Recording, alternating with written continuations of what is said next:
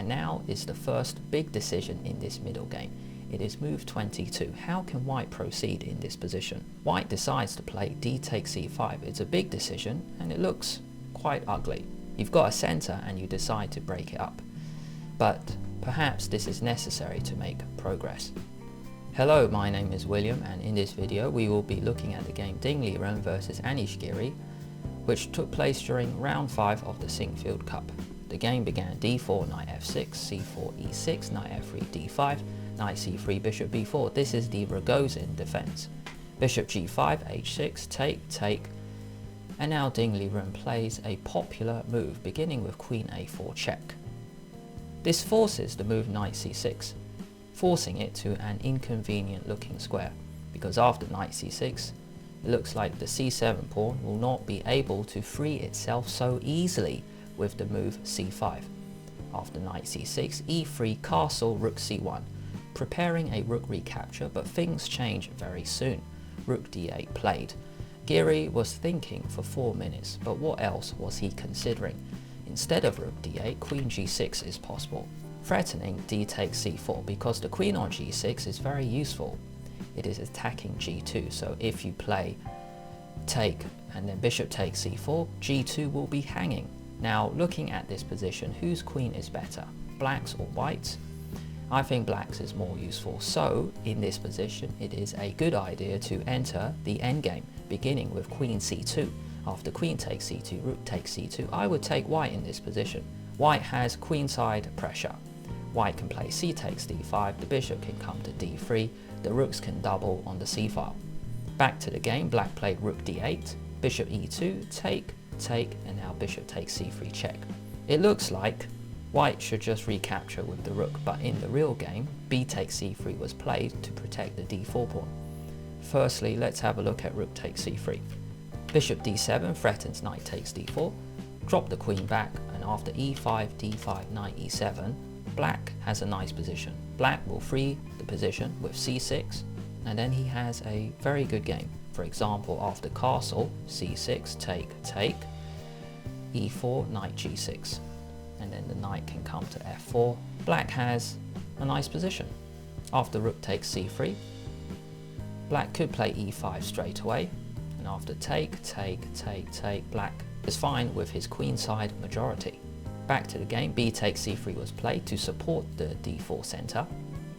Bishop d7, threatening knight takes d4, bishop e2, dropping it back because knight takes d4 is now not possible. e5, threatening e4, queen c2, stopping that. However, Giri decides to force e4 by playing bishop f5 first, queen b2, attacking b7, e4 first, knight d2, and now knight a5. b7 is protected. The rook can go to c8. c5 can be played in order to free the position. Black's position is fine. After castle, c5 first, rook d1, rook a c8, and now knight f1, planning to go to g3. Black decides to sidestep anyway with bishop g6, knight g3, and now queen g5. Perhaps planning h5 and h4, trying to start a kingside attack. Also discouraging white from playing f3. Queen b1 attacking the e4 pawn, f5 played to support it, and now is the first big decision in this middle game. It is move 22. How can white proceed in this position? White decides to play d takes c5. It's a big decision and it looks quite ugly. You've got a center and you decide to break it up, but perhaps this is necessary to make progress. After d takes c5, rook takes c5, rook d4, bishop f7, rook d1. White is taking over the d file. Rook c8. Black has the c file, but which file is more important we shall see.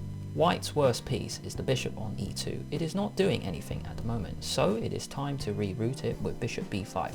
Ding is planning to swap off this bishop.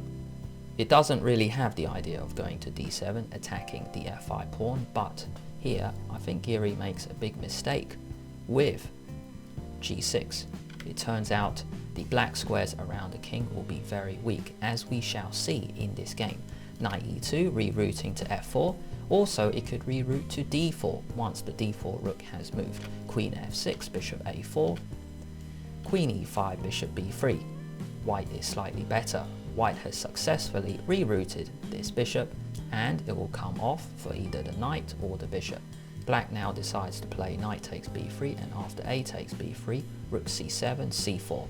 a6 played by black. What else was possible? b5, trying to swap off a pair of queenside pawns. But white still has an edge after take, after queen takes b5, b3 and the knight on e2 are being attacked. How to proceed? White throws in a check with rook d8. After take, this diagonal is very weak. The king goes to h7, queen b2, threatening checkmate in 1 on h8. Bishop g8 stops that, and now h4. Beginning the attack. There's no need to protect the b3 pawn. Black plays queen takes b3, queen e5, attacking rook on c7 and also f5 and g6. Once you move the queen to protect the rook, h5 trying to break it up, and after g5, g4, white has some nice attacking chances. c4, a6 was played, but perhaps a bit slow from Anish Giri. Knight f4, b5, knight d5, rook c6, big decision. First question is, why not get rid of this monster knight? After bishop takes d5, rook takes d5, queen f6, staying along this diagonal, rook d6, queen g7, and now queen a2, eyeing the a6 pawn. If black decides to take off a pair of pawns with take and then take, a6 is still under attack, and also the black king is still very weak, just like in the game. Back to the game, knight d5 played, rook c6, and now Liren plays a brilliant move, which Anish Giri may have missed because he goes on to think for 5 minutes. Ding plays c5, creating a very dangerous, almost winning pass pawn. The first question is, why not rook takes c5? Because the rook, it used to be guarding the b6 square. Now white comes in with knight b6, planning knight d7. Once you move the rook, knight d7 attacks the rook on c5 and the queen on e5, winning the exchange. After c5, Giri plays a5, b4, supporting, a takes, queen takes b4. Still black cannot take on c5. After rook b8, white comes into b6 anyway, knight b6, bishop e6, and now knight d7. After knight d7, bishop takes d7, rook d5, just an intermezzo, trying to get the queen off this diagonal. Queen e7, rook takes d7, and Giri goes for the pawn, queen takes c5. Black's king is very weak, and Ding begins a series of checks beginning with queen b3 check. Queen c4, you have to block. You cannot move the king because queen f7, and then it will be mate. After queen c4, queen b2. Again highlighting the weakness around the black king. Queen g7 mate is threatened, queen c3, and now queen a2 check. Once again the weak square is f7. Rook c4 was played to block. Why not queen c4? Because queen a7, and we're coming in, g7, h7, and also the b8 rook is hanging. If you move the rook to e8, rook h7 is a great move. It is simply amazing. The black queen can protect f7 or g7, but not both at the same time. Wow. And then checkmate will be very soon. Rook c4 played, and now g3. White wants to get his other rook into the game by playing rook d6, but let's take care of the back rank. You could play g3, you might even play h4. g3 was played by Ding, and after rook c8, rook d6. And there's no good way to defend g6. You cannot play rook c6 because rook takes c6, there is a pin along this diagonal. In the game, king f8 was played, and after rook takes g6, there's no good move for black. If b4, trying to go b3, rook takes h6. If you try b3, just get the queen in. You could go queen a7, you could go queen a8. Queen a7 looks good because you can come into d6 and it will be mate very soon. f4 played, and after g takes f4, Giri resigned. Black's king is simply too weak. If black plays on in this position, let's say king e8 attacking the rook, queen a7 threatening rook e7 check. If you block, you can take, and then queen b8 check, and then that will be it.